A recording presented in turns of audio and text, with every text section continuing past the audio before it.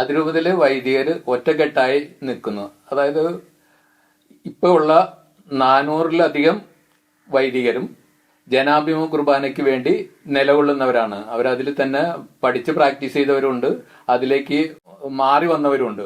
എന്തായാലും ഇത്രയും പേരും വളരെ കുറച്ച്, അതായത് നാമമാത്രമായ അച്ഛന്മാർ മാത്രമേ അതിന് അനുകൂലമല്ലാതെ നിൽക്കുന്നവരുള്ളൂ. അപ്പൊ ഇത്രയും അച്ഛന്മാരുടെ അഭിപ്രായങ്ങൾ, പണ്ടാണെങ്കിൽ മെത്രാനെ നമ്മൾ സെലക്ട് ചെയ്തിരുന്നത് ജനങ്ങൾ തന്നെയായിരുന്നു സെലക്ട് ചെയ്തിരുന്നത്. ഞാൻ നേരത്തെ പറഞ്ഞ പിരമിഡൽ സഭാധികാര കേന്ദ്രം വന്നപ്പോ ഇത് ജനങ്ങളിൽ നിന്ന് ഈ അധികാരം കവർന്നെടുക്കപ്പെടുകയായിരുന്നു. ജനങ്ങൾ അറിഞ്ഞില്ല മെത്രാനെ സെലക്ട് ചെയ്യുന്നത്.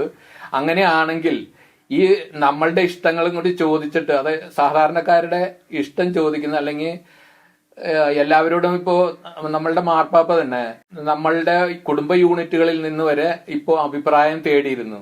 അങ്ങനെയുള്ള ഒരു സാഹചര്യത്തില് ഈ സിനഡ് എറണാകുളം അതിരൂപതയില് ഇത്രയും വൈദികര്, അതായത് ഈ ശുശ്രൂഷ പൗരോഹിത്യം കിട്ടിയിട്ടുള്ള മുദ്രിതരാക്കപ്പെട്ട ഈ വൈദികര് എല്ലാവരും ഒറ്റക്കെട്ടായി നിൽക്കുമ്പോൾ അവരോട്, അൽമായരോട് ചോദിച്ചില്ലെങ്കിലും അവരുടെയെങ്കിലും ഒരു അഭിപ്രായം ഈ സിനഡിന് തേടാമായിരുന്നു. അവർക്ക് ഏറ്റവും കൂടുതൽ സൗകര്യപ്രദവും ഏറ്റവും അവർക്ക് പ്രാർത്ഥനാ ചൈതന്യം ഉണ്ടാകും എന്ന് വിശ്വാസമുള്ള ആ ഒരു രീതി തുടർന്ന് പോകുന്നതിന് അവരെ അനുവദിക്കുകയാണ് വേണ്ടത്. അങ്ങനെയുള്ള ഒരു സാഹചര്യം സൃഷ്ടിച്ചെടുക്കുന്നത് കൊണ്ട് സഭയുടെ വളർച്ചയ്ക്ക് നേട്ടമേ ഉണ്ടാവുകയുള്ളൂ. അവരെ വെറുപ്പിച്ച് അല്ലെങ്കിൽ അവരെ നിർബന്ധമായി മറ്റൊരു രീതിയിലേക്ക് കൊണ്ടുവരുമ്പോൾ മാനസികമായിട്ട് അവരുടെ പ്രാർത്ഥനാ ചൈതന്യങ്ങളും അവർക്ക് കൈമോശം വരാനുള്ള സാധ്യതകളുണ്ട്. അപ്പൊ നിർബന്ധമായിട്ടല്ല, ഇത്രയും നാള് ശരിയാണെന്ന് അവരെ പഠിപ്പിച്ച അതേ പ്രാർത്ഥന തുടർന്ന് പോകുന്നതിന് ഇത്രയും ഒന്നിച്ച് നിൽക്കുന്ന അവരുടെ ആ കൂട്ടായ്മ, അത്രയും അച്ഛന്മാർ ഒരുമിച്ച് ഇങ്ങനെ ഒരു കാര്യം തീരുമാനിച്ചപ്പോ സിനഡ് അത് പ്രത്യേകം പരിഗണിച്ച്